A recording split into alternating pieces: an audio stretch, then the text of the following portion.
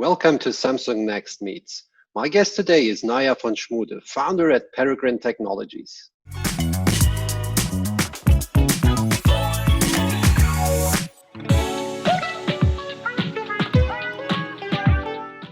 Naja, thanks for joining me today. Could you give us a quick introduction to your startup and your role there?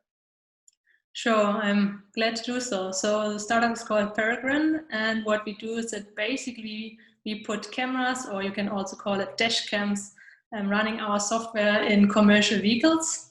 And basically the software running is then analyzing and interpreting all the images and the material in real time.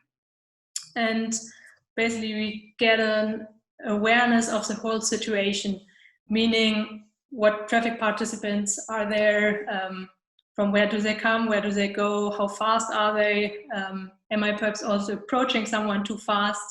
In general, it's basically an assessment of the whole situation and also what is the risk and how is basically the car or the driver reacting to it. Basically all this data we can then provide in a very easy way to, for example, the manager of the fleet. And this data can he then use to basically better support and teach the drivers. And also, let's say in case of an accident, of course, he has also proof what was going on. And in the end, he can then also,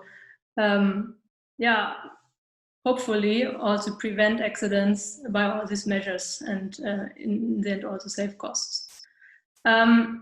And what is very important to highlight is basically in the background, how all our models and our algorithms are constantly learning from all the new situations which arise and basically becoming better and better each mile driven.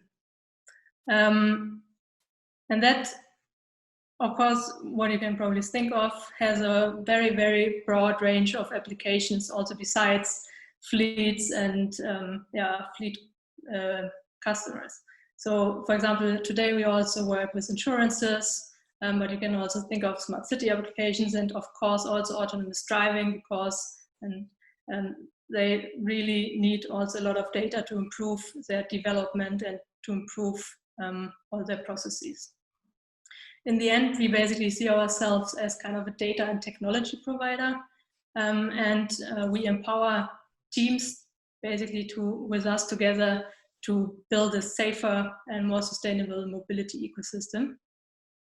And within the company, I'm basically the CTO and also one of the co-founders, and I'm basically responsible for all the technology and the development of our technology, which serves then basically the product. Cool, exciting stuff. Thank you for that. Naja, you're a computer vision expert. Tell us please about the latest trends in computer vision. What's next and which innovations will we see in this area in the coming years? Sure. I have to say, I think we will still continue to see a lot of deep learning. I mean, that has now been around for the last couple of years, basically empowered by also all the new chipsets and NVIDIA graphics cards and so on, which basically made it possible to process a lot of data and also increasingly more and more bigger models.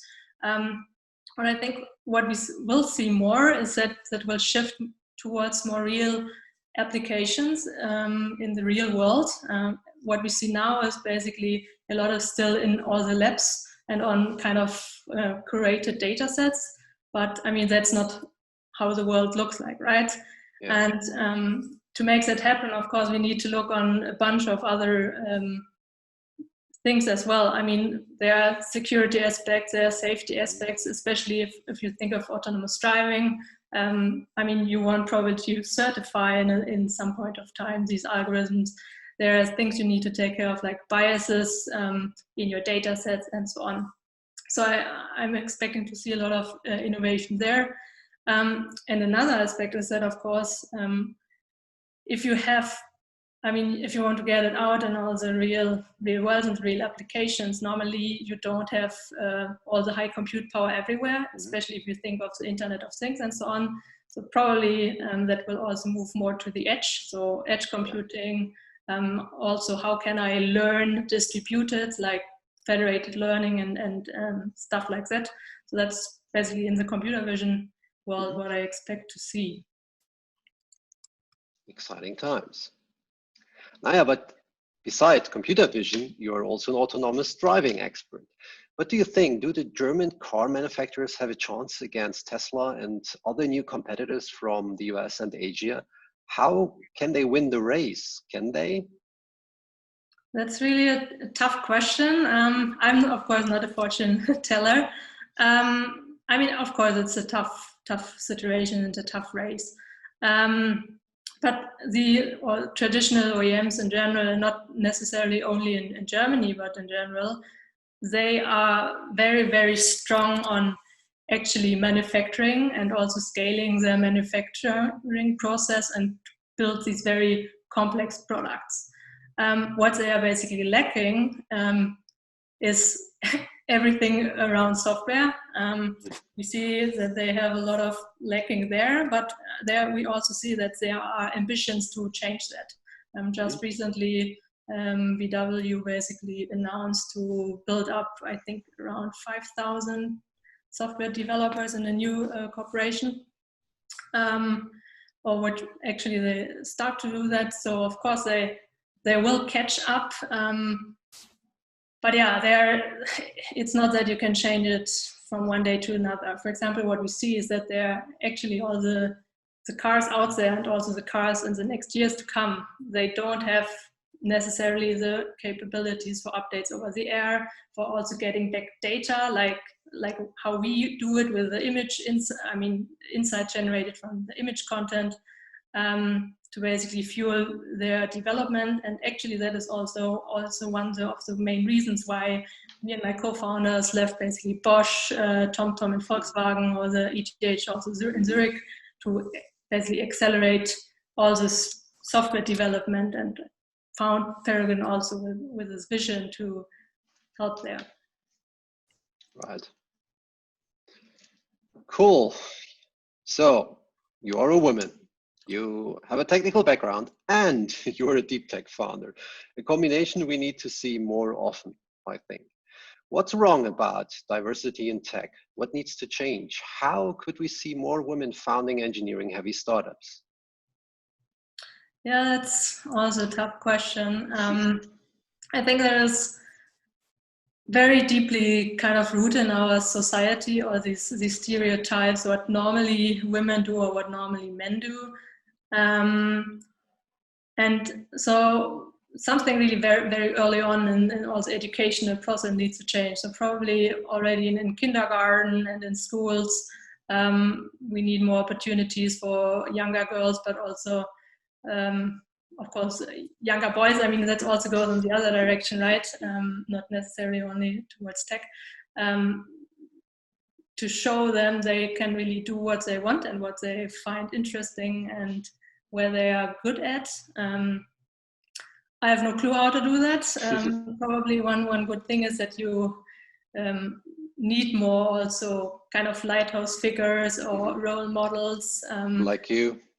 Yeah, like myself probably. Yeah, that's also why I probably do this interview today, to show there are people like myself or others out there who actually do that, and it's cool and it's fun, and you can do that.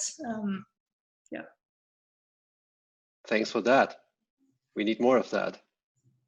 Yeah. And how do you ensure that your hiring pipeline is diverse?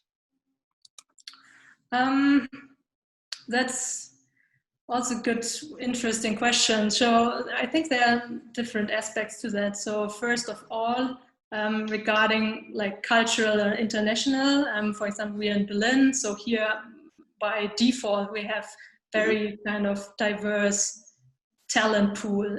Also, I mean, in this tech scene, especially if you work in automotive, computer vision and robotics topics, like what we are doing, data science basically and so on.